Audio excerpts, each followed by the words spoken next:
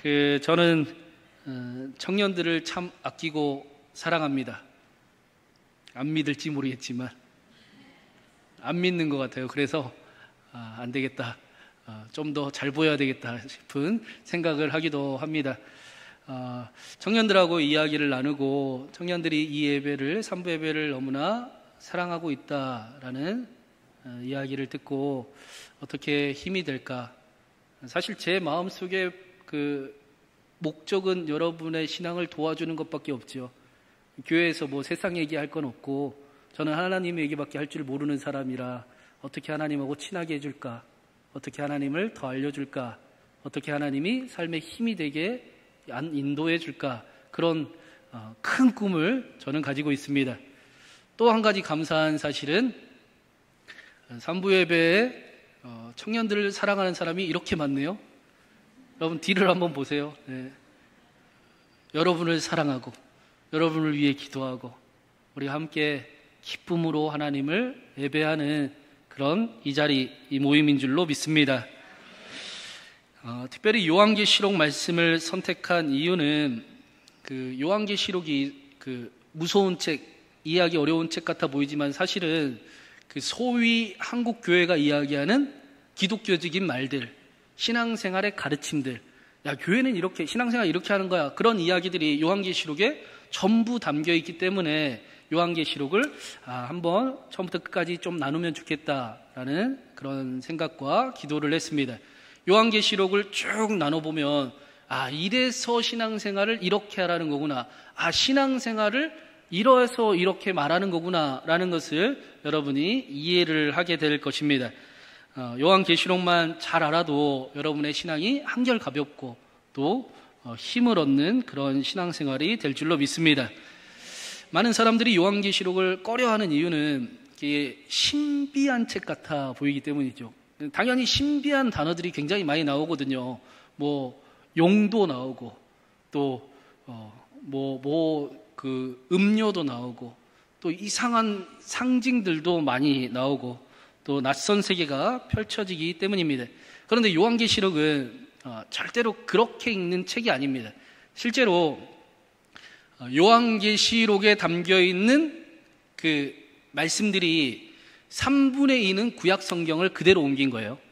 그러니까 구약 성경에서 말씀했던 그 말씀이 예수 그리스도를 통해 이렇게 이루어진 거야 라는 사실을 요한계시록이 우리에게 알려주고 있는 겁니다. 요한계시록은 저 멀리 오지 않는 미래, 수수께끼 같은 일들을 알려주는 책으로 읽어서는 안 된다라는 거예요. 그렇게 읽는 사람들이 간혹 있는데 그러면 안 됩니다. 요한계시록은 다른 성경책과 마찬가지로 예수님에 대해 알려주는 성경책, 말씀입니다. 요한계시록을 잘 공부를 하면 예수님 믿는 게 이런 거구나 라는 것을 알게 되는 겁니다. 그래서 그 1절 말씀에 이런 말씀이 있어요. 우리 1절 말씀 한번 같이 읽어보겠습니다. 예수 그리스도의 계시라, 이는 하나님이 그에게 주사 반드시 속히 일어날 일들을 그 종들에게 보이시려고 그의 천사를 그 종 요한에게 보내어 알게 하신 것이라. 그 요한계시록에서 이 단어가 좀 어려운데 사실은 첫째 말에 예수 그리스도의 계시라라고 분명하게 말씀을 해주고 있지 않습니까? 요한이 반모섬에서 예수 그리스도에 대한 일을 들은 말씀, 하나님이 계시란 말은 밝혀주셨다라는 말이거든요. 밝혀주신 말씀을 요한이 듣고 우리에게 전해주고 있는 것입니다. 요한계시록은 예수님 때문에 창조된 이 땅의 교회가 이 땅에서 당해야 될 일들을 알려주고 그 일들이 어떤 의미인지를 또 깨닫게 해주고 그 일들을 만날 때 어떻게 살아가야 되는지를 알려주는 말씀이 요한계시록에 담겨 있습니다. 요한계시록은 너희는 절대로 실패하지 않는다, 이겼다, 힘내라 라는 말씀이 우리에게 전해주시는 그 예수 그리스도의 말씀입니다. 그래서 요한계시록의 모든 이야기는 요한계시록 이름처럼 요한이 아니라 사실은 예수 계시록이죠. 예수 그리스도에 대해 우리에게 알려주고 있습니다. 온 세상의 왕이신 예수님, 왜 예수님이 죽임당하신 어린 양이 되셨는가? 죽임당하신 어린 양은 어떤 의미인가? 우리가 자주 사용하는 그 할렐루야, 하나님을 찬양합시다, 그런 말들 자주 하지 않습니까? 이 말은, 이 단어는 성경에 요한계시록에만 나온 거예요. 그러니까 우리가 자주 쓰는 이야기들이 요한계시록에 그대로 담겨 있습니다. 요한계시록은 무서운 책이 아니라 예수님을 믿는 것이 무엇인지를 잘 알려주고 있는 책이다, 그렇게 생각하고 요한계시록을 읽어야 된다라는 거예요. 야, 이거는 미래에 대한 일을 예언한 거야. 물론 미래에 대한 일들이 들어있긴 하죠. 하나님의 말씀이 우리의 삶을 인도하고 있기 때문에. 그러나 계시록 말씀은 예수님을 알려주는 책이다, 그렇게 우리가 함께 읽을 수 있기를 바랍니다. 우리를 위해 죽임당하신 예수 그리스도를 알고, 그래서 하나님을 더 높이 찬양하게 하는 책, 그게 요한계시록입니다. 3절 말씀에 그래서 이렇게 말씀하는 거예요. 우리 3절 말씀도 한번 읽어보겠습니다. 이 예언의 말씀을 읽는 자와 듣는 자와 그 가운데 기록한 것을 지키는 자는 복이 있나니 때가 가까움이라. 이 책을 읽는 자와 듣는 자와 그것을 지키는 자에게 특별한 복이 약속되어 있습니다. 만약에 요한계시록이 수수께끼 같은 책이라면, 우리에게 알 수 없는 일들로 가득 채워진 이야기라면 지키는 자라는 말씀은 어구가 안 맞지요. 우리에게 예수 그리스도를 알려주시고 예수님이 무엇인 것을 알게 하셔서 답답한 신앙생활이 아니라 이기는 신앙생활, 자유로운 신앙생활, 승리하는 신앙생활, 그 복을 누리는 삶을 가르쳐주는 책이 요한계시록이다라고 말씀합니다. 요한계시록을 간단히 이해하기 위해서는 당시 상황을 우리가 좀 알 필요가 있습니다. 당시에 요한계시록이 쓰여진 당시는 네로 황제 때나 도미티아누스 황제 때 쓰여졌을 거다라고 다들 이야기를 합니다. 로마 황제, 네로 황제는 우리가 다 들어봤지 않습니까? 나이 드신 분들은 최양락을 알 텐데 우리 친구들은 최양락을 잘 모르겠죠? 하여튼 옛날에 그런 개그 프로그램이 있었어요. 미안해요. 제가 늙었네요 이제. 하여튼 네로 황제는 그리스도인을 굉장히 핍박하던 황제였어요. 어느 정도였냐, 사람의 가죽을, 그리스도인들의 가죽을 벗겼어요. 그리고 그리스도인들을 인간 횃불로 사용을 하고 그리스도인들을 겁먹게 했습니다. 너네 예수님 믿는다고 이야기해봐라, 이 꼴 당할 거다. 거리에 거리를 밟히는 인간 횃불로 그리스도인들을 사용하고 했습니다. 도미티아누스 황제는 더 나아가 체계적으로 그리스도인들을 핍박을 했어요. 그리스도인들의 사업장을 망하게 만들었고, 그리스도인들이 예수님을 고백하는 일이 실질적인 피해를 당할 수밖에 없게끔 도미티아누스 황제는 그 일을 행했습니다. 뿐만 아니라 이렇게 박해의 위험 속에서도 더 나아가 거짓 선지자들이 다른 말씀을 전하고 있었습니다. 다른 복음을 이야기를 하는 그런 상황도 초대교회 성도들은 겪어야 했습니다. 그뿐만 아니라 또 한 가지는 세상에서 하나도 바뀌지 않은 사람들이 교회에 들어와서 교회에 실질적인 역할을 하는 모습들도 있었어요. 고린도 교회가 그런 모습들이 있었지 않습니까?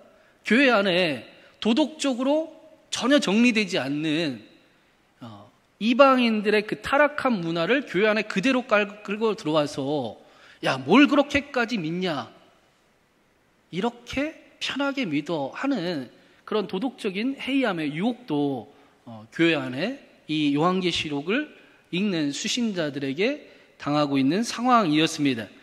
박해, 거짓 가르침, 죄의 유혹, 이게 사도행전에서도 우리가 보았듯이 마귀의 그 전략이지 않습니까?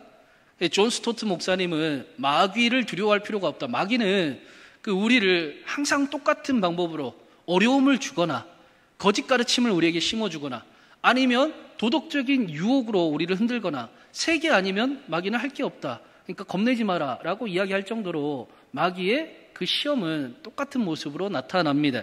그 모습이 요한계시록에서는 바다에서 나온 짐승, 땅에서 나온 짐승, 거짓 선지자, 음녀 그런 단어들로 표현이 되고 있는 거죠.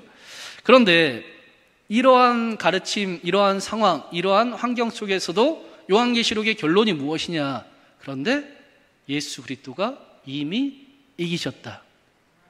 이미 그 일이 완성되었다라는 사실을 하늘의 환상을 통해 요한에게 미리 보여주시고 이 땅을 그 현실 속에 살아가는 이들에게 그 삶을 알게 하셔서 이기고 감당하고 승리하고 그 일들을 해결해 나갈 수 있도록 안내해 준 책이 바로 요한계시록 책입니다. 5절부터 7절까지 이런 말씀이 있어요. 우리 마지막으로 5절부터 7절까지 한번 읽어보겠습니다. 또 증성된 증인으로 죽은 자들 가운데에서 먼저 나시고 땅의 임금들의 머리가 되신 예수 그리스도로 말미암아 은혜와 평강이 너희에게 있기를 원하노라. 우리를 사랑하사 그의 피로 우리 죄에서 우리를 해방하시고 그의 아버지 하나님을 위하여 우리를 나라와 제사장으로 삼으신 그에게 영광과 능력이 세세토록 있기를 원하노라. 아멘. 볼지어다 그가 구름을 타고 오시리라. 각 사람의 눈이 그를 보겠고 그를 찌른 자들도 볼 것이요 땅에 있는 모든 족속이 그로 말미암아 애곡하리니 그러하리라. 아멘. 말씀은 예수님이 충성된 증인이 되셔서 우리에게 하나님의 그 일을 알려주시고 땅의 임금들이 되시고 죽은 자들 가운데 가장 먼저 나신 첫 번째 열매가 되어서 우리에게 증거가 되신다라고 말씀을 합니다.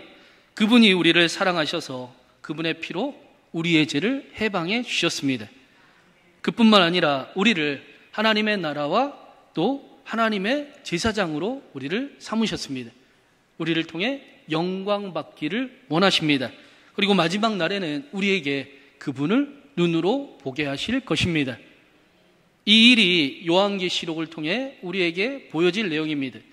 이제부터 요한계시록을 통해 예수님이 누구이신지, 예수님이 무슨 일을 행하셨는지, 예수님 믿는 것이 도대체 무엇인지, 예수님 믿는 사람들은 어떻게 살아가는지, 어떤 하늘의 복이 있는지를 요한계시록이 우리에게 알려줄 것입니다. 특별히 이 요한계시록은 읽는 책이 아니라 낭독하는 책이었습니다. 우리를 이해시키기 위한 책이 아니라 예수 그리스도를 선포하는 책입니다. 귀 있는 자는 들을지어다. 예수님은 이런 분이다. 따라올 테면 따라와라. 그렇게 요한계시록이 말씀하는 것입니다. 당시의 초대교회에는 부유한 사람들도 있었지만 가난하고 힘이 들고 어렵고 또 종의 신분을 가진 사람들이 많았습니다.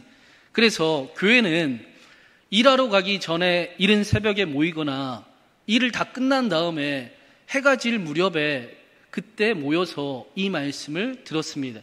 이 말씀이 그 수고를 향해 나아가는 사람들, 수고를 마친 사람들에게 날마다 선포되고 낭독되어졌다라는 것입니다.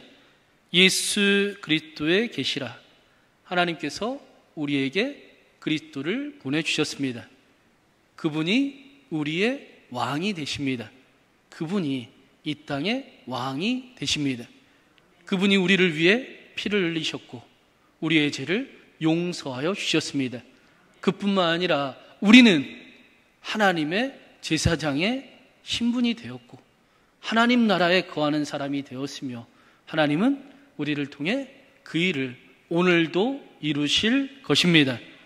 이제 그 약속이 우리에게 이루어질 것입니다.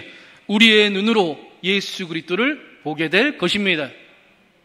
이 말씀이 날마다의 수고를 간직하고 있는 성도들에게 날마다 낭독되어주고 위로가 되고 힘이 되었다라는 것입니다. 사랑하는 여러분, 예수 그리스도께서 우리의 구원자가 되십니다. 그분이 우리를 살리십니다. 그분이 우리를 살리셨습니다. 그분이 우리의 도움이 되십니다. 구하라 주실 것이요, 찾으라 찾을 것이요, 두드리라 열릴 것입니다. 어떤 신학교회 학생들이 농구를 하고 있는데 한쪽 경비분이 요한계시록을 이렇게 읽고 있었대요. 신학생들이 저 경비 아저씨가 요한계시록을 이해할 수 있을까 싶어서 그 모습을 보고 아저씨 우리가 그 요한계시록 무슨 내용인지 좀 도와드릴까요? 어렵지요? 라고 이야기를 한 거예요. 그러니까 이 경비 아저씨가 아니 나는 요한계시록 재밌게 읽고 있는데 무슨 내용인지 알아? 라고 하니까 무슨 내용인데요? 그분이 이렇게 이야기하셨습니다. 예수님이 이겼다. 그게 요한계시록의 한마디 주제입니다. 여러분, 예수님이 이기셨습니다. 우리를 두렵게 만드는 책이 아니라 이 땅의 믿음으로 애쓰며 힘쓰며 살아가는 사람들에게 예수님께서 이겼다. 그러니 이길 수 있다. 이겨라, 이겨라, 이겨라. 우리 교회 이겨라. 그렇게 말씀하고 알려주는 계시의 말씀입니다. 여러분, 왜 사람들이 예수님을 안 믿는지 아시나요? 객관적인 증거가 없어서 안 믿을까요? 아니면 사실이 아니다라고 생각이 들어서 안 믿을까요? 왜 사람들이 예수님을 안 믿는지 성경은 그 이유를 잘 알고 있습니다. 성경이 이렇게 말씀을 해요. 빛이 세상에 왔으되 사람들이 자기 행위가 악함으로 빛보다 어둠을 더 사랑한 것이니라. 악을 행하는 자마다 빛을 미워하여 빛으로 오지 아니하나니 이는 그 행위가 드러날까 함이니라. 사람들이 예수님을 안 믿는 이유는 사실은 죄를 더 사랑하기 때문입니다. 어두움을 더 좋아하기 때문입니다. 빛이 두렵기 때문입니다. 빛으로 인해 자신 안에 있는 것들이 발각될까 걱정되기 때문입니다. 우리도 마찬가지입니다. 아무리 말씀이 들려도 귀를 닫고 죄를 사랑하기로 여전히 마음 먹고 있으면 예수님을 믿을 수가 없습니다. 구원을 경험할 수가 없습니다. 그래서 성경은 이렇게 말씀하는 겁니다. 지금은 은혜 받을 만할 때요. 보라 지금은 구원의 날이로다. 많은 사람들이 하나님을 믿고는 있으니 기다리세요. 내가 나중에 열심히 잘 믿을게요. 라고 이야기할지 모르지만 성경은 그날이 바로 오늘이다. 지금이라. 라고 말씀합니다. 1, 2부 때도 이야기했는데 여러분 가장 키우기 어려운 새가 꿩이라고 그래요. 이 꿩은 가만히 있지를 않는데요. 날아가 버리고. 그런데 어떤 선교사님이 그 선교지에 꿩 농장을 가게 된 거예요. 꿩 농장을 갔더니 웬일이에요? 꿩을 너무 잘 키우고 있는 거예요. 꿩이 막 닭 같아요. 날아가지도 않고 땅에서 막 고개를 숙이고 모이를 쪼아 먹고 그렇게 잘 자라고 있는 겁니다. 그래서 이게 웬일인가 라고 자세히 봤더니 꿩 눈 위로 머리에 선캡을 이렇게 씌워놨어요. 그러니까 꿩이 겁이 굉장히 많대요. 하늘을 못 보니까 날 수가 없대요. 하늘을 나는 것이 눈에 보이지 않으면 두려워서 꿩이 날지 못하고 땅을 걸어가고 있더라라는 것입니다. 날아갈 수 있는데도 하늘을 보지 못하고 땅만 보면서 살아가는 그 꿩처럼 보이지 않는다는 이유로 하나님을 잃어버리고 땅만 보고 땅에 속하여 살아가는 우리들에게 하나님께서 예수 그리스도를 보내셔서 그 선캡을 벗겨 주셨습니다. 하나님의 사랑을 알게 해주셨어요. 하나님과 동행할 수 있게 해주셨어요. 하나님을 의지할 수 있게 해주셨습니다. 여러분, 저와 여러분이 연약함과 부족함을 안고 하나님의 자녀된 삶을 살아보는 사람들이 되기를 간절히 바랍니다. 죄송하지만 여러분은 도망갈 수가 없어요. 하나님이 이렇게 붙잡고 계시니까 도망갈 수가 없어요. 그래서 그렇게 살아갈 수는 있죠. 답답하게 무거운 짐을 지고 괜히 믿었네 하면서 날마다 무거운 신앙생활을 할 수는 있습니다. 그런데 그 신앙을 잃어버릴 수가 없어요. 무슨 일 생기면 다시 돌아오게 될 거예요. 차라리 잘 믿는 게 낫지 않겠습니까? 좀 속 시원하게 믿는 게 훨씬 낫지 않겠어요? 하나님이 우리에게 원하시는 것은 완전함이나 똑똑함이나 잘함 그런 걸 원하시는 게 아니라 완벽한 인간이 없는 이 세상에 우리를 온전하게 하시는 하나님을 알아가는 삶을 원하고 계십니다. 그러니까 제가 항상 이야기하잖아요. 여러분, 탐욕 속에도 하나님과 함께하면 좋겠고, 부끄러움 속에서도 예수님을 찾으면 좋겠고, 하나님 왜 나는 이 모양 이 꼴로 지으셨어요? 라고 하나님을 바라보는 그런 신앙생활을 저와 여러분이 해나가면 좋겠습니다. 그게 아무렇지도 않게 죄를 타협하라는 얘기가 아니라 그 안에서 얼마나 도살장에 끌려가는 이와 같은 비참함을 느끼고 그 아픔이, 그 슬픔이 우리를 얼마나 비참하고 괴롭게 만드는가를 경험해보고 더 나아가 그런데 예수님이 여전히 나를 사랑하고 계시고 여전히 나를 돕고 계시고 그런데 어느 날 갑자기 그 비참함을 없애주시고 시원하게 해주시고 가볍게 해주시고 해결해 주시는 그분을 경험하고 알아가는 이 땅에서의 삶이 되기를 간절히 바랍니다.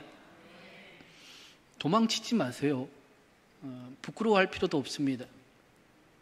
그냥 있는 모습 그대로 하나님 앞에 나아가 간절히 바라기는 요한계시록 말씀을 통해 예수님 믿는 것이 더 알아지고 그래서 이겼다.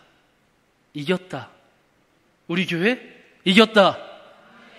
자유로운 시원한 기쁨이 넘치는 하나님의 축복이 가득한 하나님의 영광이 나타나는 삶을 살아가는 우리 교회가 우리 신광교회가 우리 청년들이 저와 여러분 되기를 주님의 이름으로 축원합니다.